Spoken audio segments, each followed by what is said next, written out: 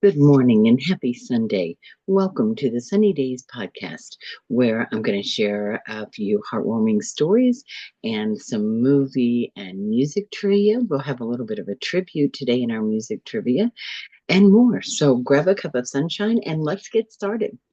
First up, well, on February 28th last year, Erin Jackson, who traveled from Arkansas, found herself celebrating her birthday at a popular restaurant in New York City. She was joined by her husband and a few friends, all enjoying a lively dinner. Nearby, two strangers, one of them from Brooklyn, a local named Sue, were seated at another table. Of course, over the evening, conversation naturally flowed between the tables. Erin, an entrepreneur running a marketing tech startup, recalls how the two groups quickly hit it off. They shared laughs, swapped stories, and even started sharing dishes by the time dessert had arrived. As the night came to an end, Erin and Sue shared a brief goodbye. Sue, in her 70s, commented with a smile, "New York magic is real, so I hope we run into each other again." Rather than leaving it to chance, Erin responded with an idea. "I believe in New York magic," she said, "but what if we create a little bit of our own? Let's plan a time to run into each other." On the spot, the two agreed. They'd meet again in 10 months on December the 27th at the same restaurant and at the same time, 7 p.m. However, they decided not to exchange phone numbers, no emails, or any contact information at all. It was a test of faith and memory. Each of them would simply have to trust the other to follow through. Wow. Months passed. Erin returned to her life in Arkansas, where she lived with her husband and two children. And despite the busyness of running her company and raising her family, she never forgot the promise she made to Sue. Meanwhile, Sue never forgot that promise either. She went about her life in Brooklyn, staying busy, holding on to that same commitment. When December the 27th arrived, Erin boarded a flight to New York and made her way to the restaurant. She didn't know if Sue would actually show up after all. They haven't spoken since that night in February, 10 months earlier. But just as they agreed, she walked through the door at 7 p.m., right on time. Both women kept their word, creating a joyful and heartfelt reunion. The moment felt surreal, like a scene from a movie. They embraced, sat down, picked up their conversation as if no time had passed at all. Their story gained attention when footage of their meeting began to circulate online. Charming viewers who admired their ability to keep such a pure and simple promise. "We were just two people who really wanted to keep a promise to each other," Erin reflected later. The reunion was a reminder of the power of trust, faith, and a little bit of New York magic. And now, a family in Illinois had an unforgettable Thanksgiving last year. And it was all thanks to a stranger's quick thinking and generosity. Well, this story brings us to last November in Aurora, when Guy Miller was walking his dog Bentley near his home. While out on his route, U.S. Post Office worker Jalen Lockhart noticed Miller take a terrible fall. As soon as he spotted the incident in his rearview mirror, Lockhart stopped his truck, rushed to help, and called emergency services. Jalen didn't stop there. He also flagged down the neighbors and reached out to Mr. Miller's wife, Marcy, to let her know what had happened. He stayed by Mr. Miller's side, ensuring he wasn't alone. Reflecting on that moment, Jalen said, "I wasn't sure exactly what I was getting myself into, but I did know that whatever he was going through, we were going to face it together." Fortunately, Guy's injuries were not severe, and he recovered well. A social media from the city Aurora praised Jalen's actions, calling him a hero for stepping in at just the right moment. But what really set this story apart was how it brought two families together. Grateful for his help, the Millers invited Jalen and his loved ones to join their Thanksgiving celebration. Marcy later recalled how she asked, "What are you doing for Thanksgiving? Do you have a family?" "Yeah." "Well, we're family now." The story didn't end there, though. At Awards Winter Lights Festival, Jalen was recognized for his selfless actions. He helped light the city's holiday tree and received the Mayor's Award of Service from Mayor Richard Irvin, who expressed his gratitude by saying, "You have made all of us in Aurora proud." Jalen's response to all the recognition was humble and heartfelt. "I'm blessed and so glad that I was chosen to do this," he said. "I will hold this near and dear to my heart." Through one act of kindness, a postal worker not only helped a neighbor in need, but he also gained a new family and the gratitude of an entire community. Thank you, sir. Glad you're doing better, Mr. Guy and Mr. Jalen. Thank you for your kindness. Thank you for your help. And now, how about some did you know? Well, in February, there's a variety of holidays and observances, some widely celebrated and others kind of more certain niche or culture. Here's a few examples.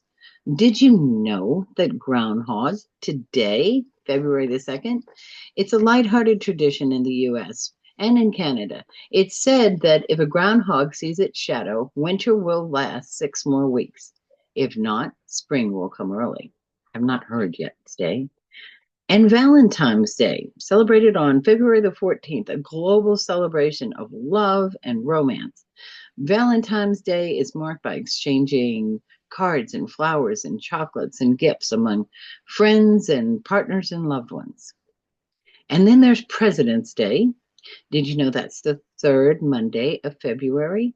In the US, originally established to honor George Washington's birthday. This federal holiday now recognizes all US presidents and often coincides with events and sales promotions. And did you know that it's the Chinese New Year? Dates vary. Typically, it's late January or early to mid February. I believe it's currently going on.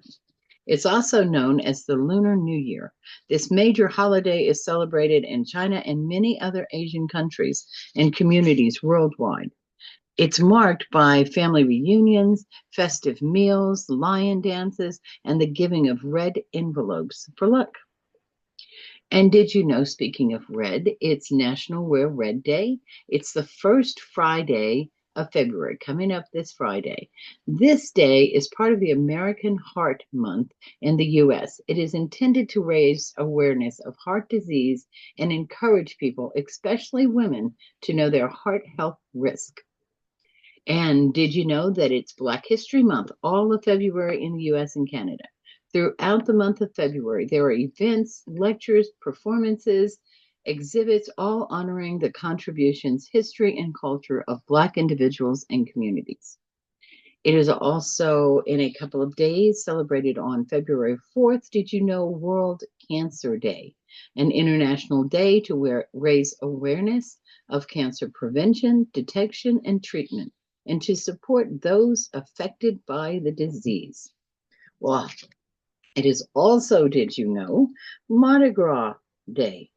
Dates vary often in February. This is also known as Fat Tuesday.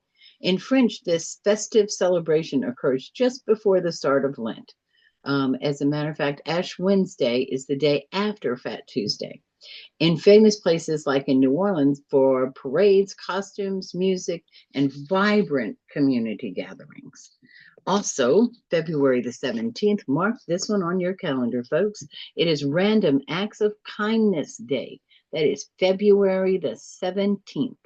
It encourages individuals to perform small acts of kindness, from paying it forward at a grocery store or a coffee shop to writing a heartfelt note to a friend or a colleague. There you have some good did you knows. Well, in our entertainment world, for movies, as the chill of winter persists in some places, what better way to stay warm than by indulging in the magical world of cinema? February promises a packed lineup of films that will captivate audiences across genres and styles. Captain America, The Brave New World, invites viewers to return to the Marvel Cinematic Universe for an epic tale that blends action, heroism, and heart. This latest installment follows the new Captain America as he grapples with global threats, challenging personal choices, and legacy of this shield, enduring the legacy of the shield. And then there's Paddington in Peru, which takes the beloved bear on an enduring new adventure. Paddington's travels to his birthplace, encountering quirky new characters and heartwarming moments. Expect the same daily humor and charm that have made the previous films family favorites. And then there's Becoming Led Zeppelin, which dives into the origins of one of rock and roll's most legendary bands. This compelling documentary explores the band members' early lives, their meetings, and the explosive chemistry that would lead to the groundbreaking music and international stardom they would see. Fans of classic rock, you don't want to miss this intimate behind-the-scenes story.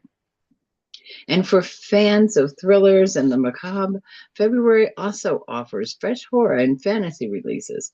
For those who enjoy a darker twist on romance, the Love You to Death series presents a curated selection of romantically tinged horror classics, along with a full revisit of the Twilight Saga. Whatever your taste, February's rich array of cinematic offerings promises to warm both hearts and imaginations. And now in our music world, well, kind of a tribute. Just out recently was the Bob Dylan biopic. It's generated a lot of buzz, A Complete Unknown. It dives into the life of the iconic musician during the pivotal years when he was transformed from a young folk artist to the cultural phenomenon he is. Starring Timothée Chalamet as Bob Dylan, the film explores the early 1960s in New York City's vibrant Greenwich Village scene, where Dylan's poetic lyrics and distinct voice began to draw attention. The movie delves into his struggles, influences, and the relationships that shaped this artist's vision, particularly his interactions with Joan Baez, played by Monica Barbaro. Director James Mangold aims to create not only Dylan's historic rise, but also the culture and political backdrop of the era, showcasing how his music challenged convention and inspired a generation. With a focus on key moments such as Dylan's controversial move from acoustic folk to electric rock and his growing fame, the film paints an intimate portrait of an artist finding his voice while grappling with the expectations placed upon him. In doing so, A Complete Unknown offers a rich, evocative look at a young Bob Dylan during a transformative period in his legendary career. Which brings to mind, I don't know, those of you that recall, he won the Nobel Prize for Literature. He had a speech at the Nobel banquet in Stockholm City Hall in December back in 2016. The speech was given by U.S. Ambassador. Bob Dylan wasn't there in person, but his speech spoke to, he said who he is. He was talking about who he is and what he thought in this speech.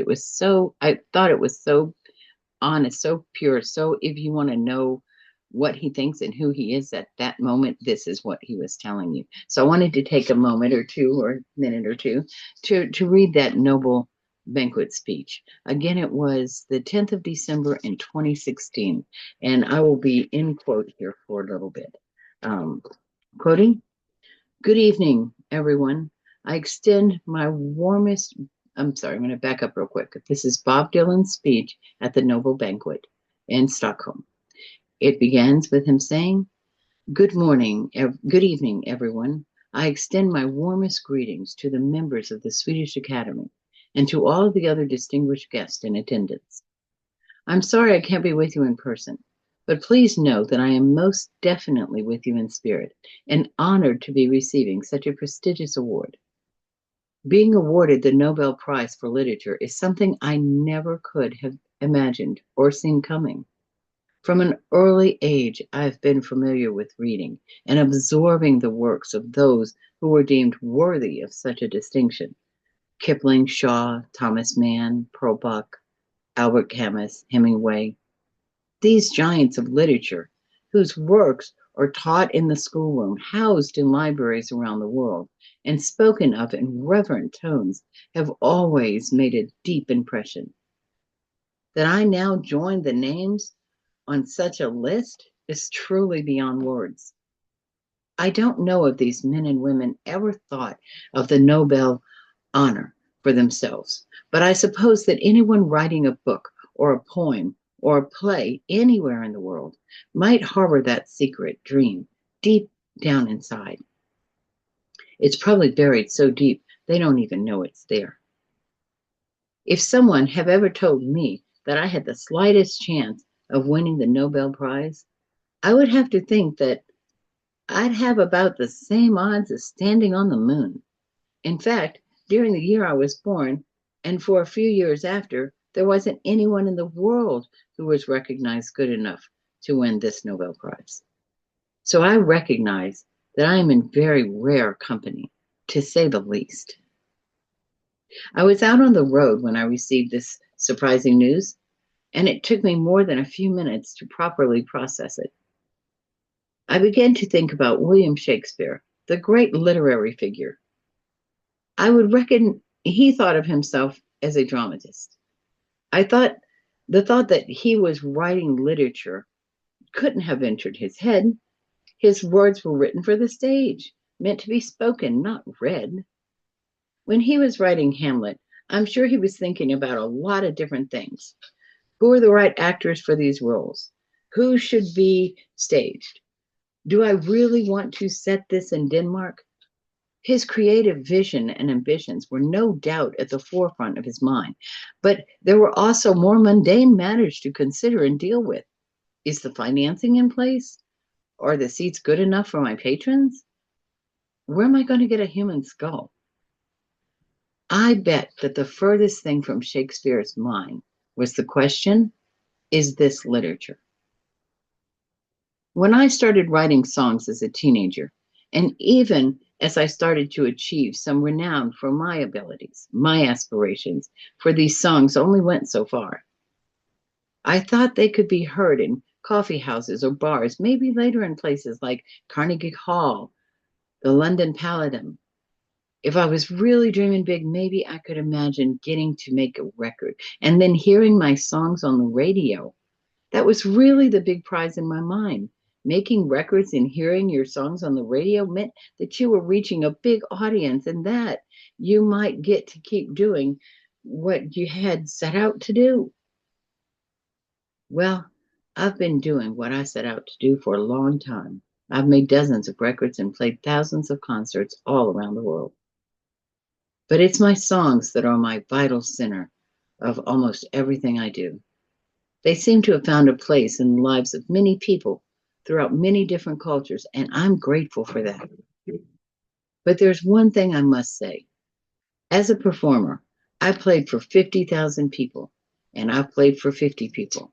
And I can tell you that it's harder to play for 50 people. 50,000 people have a singular persona, not so with 50. Each person has an individual separate identity, a world unto themselves. They can perceive things more clearly. Your honesty and how it relates to the depth of your talent and how it's tied. The fact that the Nobel Committee is so small is not lost on me. But like Shakespeare, I too am occupied with the pursuit of my creative endeavors and dealing with all the aspects of life's mundane matters. Who are the best musicians for this song?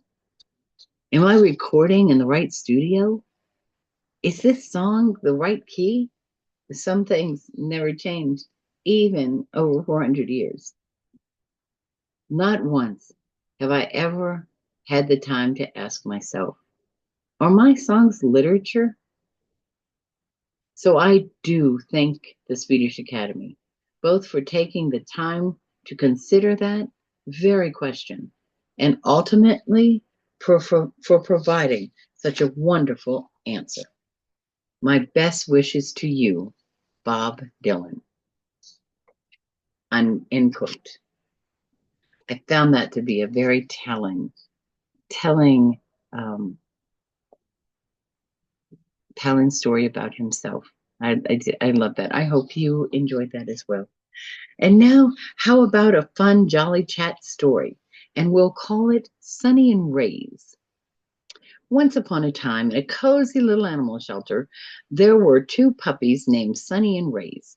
Sunny was a spunky little terrier mix with a playful bark that sounded more like a squeaky toy, and Rays, on the other hand, was a calm, slightly shy chihuahua who preferred observing the world from the safety of his corner. They had arrived at the shelter on the same day, from different places, and somehow ended up sharing a pen together. At first, they were unsure of each other. Sunny's boundless energy startled Ray's, and Ray's quiet nature puzzled Sunny. But over time, they began to bond. Sunny would bring over toys to Ray's and nudge him into playing, while Ray's would cuddle up next to Sunny when it was time to nap. Soon, they were inseparable, two small pups who had found comfort and friendship in each other's company. One afternoon, a family came into the shelter, looking for a furry companion to join their city apartment. They noticed Sunny first, who wagged her tail so enthusiastic it was like a blur. But then, as they leaned down to meet her, Rays peeked out from behind her, his big, curious eyes melting their hearts. The family couldn't bear the thought of splitting them up. So they made the decision to adopt both Sunny and Rays. The two pups left the shelter that day, tails wagging, ready to start their new life as city dogs. Their big city apartment would be filled with toys, love, and new adventures. Best of all, they'd never have to be apart. For Sunny and Rays, their chance meeting at the shelter turned into a forever friendship and a forever home. The end. And now, as we come to the close of today's episode, let's remember that the stories we've shared come to serve as a reminder of the goodness of people and the goodness that surrounds us every day. Beauty is in the eye of the beholder. So find your beauty, shine, and share it. And remember to spread love, joy, and positivity whenever and wherever you go. So we'll see you next week for some more entertainment stories, fun facts, and did you know? Until then, peace and love always. And have a wonderful week.